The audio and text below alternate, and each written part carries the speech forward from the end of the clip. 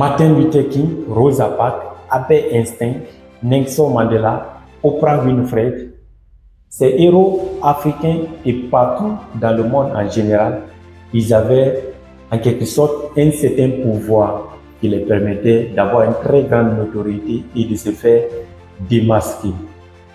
Aujourd'hui, dans cette vidéo, j'aimerais te partager un sujet très important qui est la confiance en soi.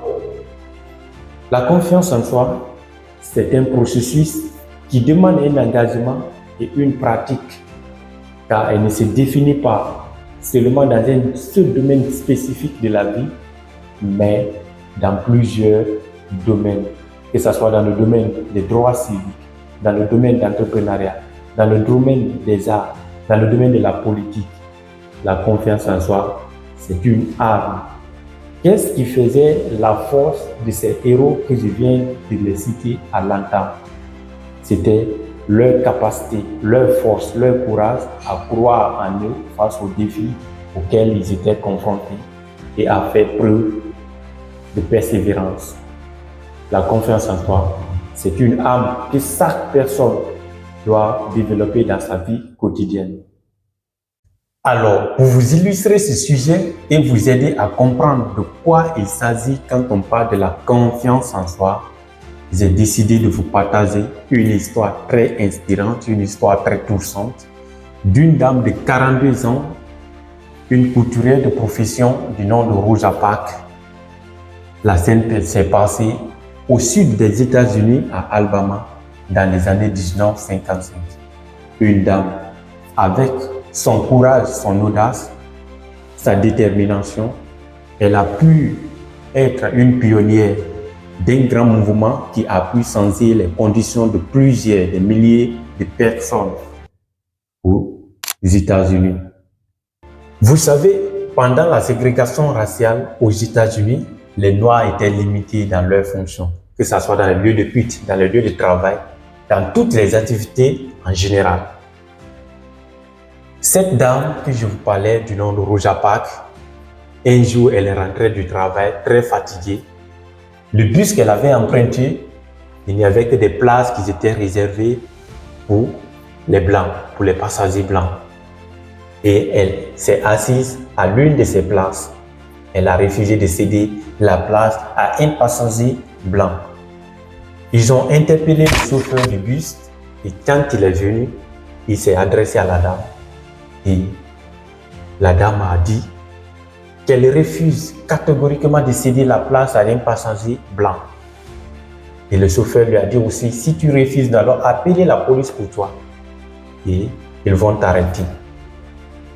Elle a osé rester assise qu'on l'appelle la police.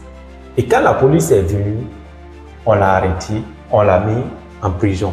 Et c'était le début d'un grand mouvement, un mouvement de libération des Noirs, des Afro-Américains aux États-Unis. À la tête, le grand pasteur militant Martin Luther King, qui s'est prononcé sur là-dessus en disant si cette histoire n'a pas commencé par Rosa Parks et qu'à la même année, dans la même ville à Alabama, une adolescente du nom de Claudel avait fait la même chose. Cette fois-ci, on ne va plus se laisser faire. Et c'était le début du mouvement du droit civil. Leur mouvement avait pour trois objectifs principaux. La liberté aux Noirs de s'asseoir partout où ils veulent dans les bus, dans les moyens de déplacement, et la courtoisie des Noirs et l'embauchement des chauffeurs noirs dans les compagnies. Quelle que soit votre profession, votre âge, votre statut, ne vous sous-estimez pas. Vous êtes précieux. Vous êtes capable de changer la vie d'une autre personne. Vous êtes précieux. Vous avez en vous un potentiel, une lumière cassée en vous. Vous pouvez changer la vie d'une autre personne. Soyez vous-même, soyez différent. Et osez sortir de votre zone de confort. Ne laissez pas la peur vous paralyser. Osez aller vers votre objectif. Ne restez pas dans la salle d'attente de votre destin. Osez faire quelque chose. Imaginez que si cette dame n'osait pas, elle n'allait pas changer la condition des milliers de personnes. Mais vu son courage, elle a pris son courage avec ses deux mains, elle a affronté sa peur. Et c'est dans ça qu'elle a réussi. Elle a réussi à faire de grandes choses en changeant la vie de plusieurs personnes. Soyez vous-même, soyez différent. Vous avez en vous un grand potentiel. Vous avez en vous une lumière cassée.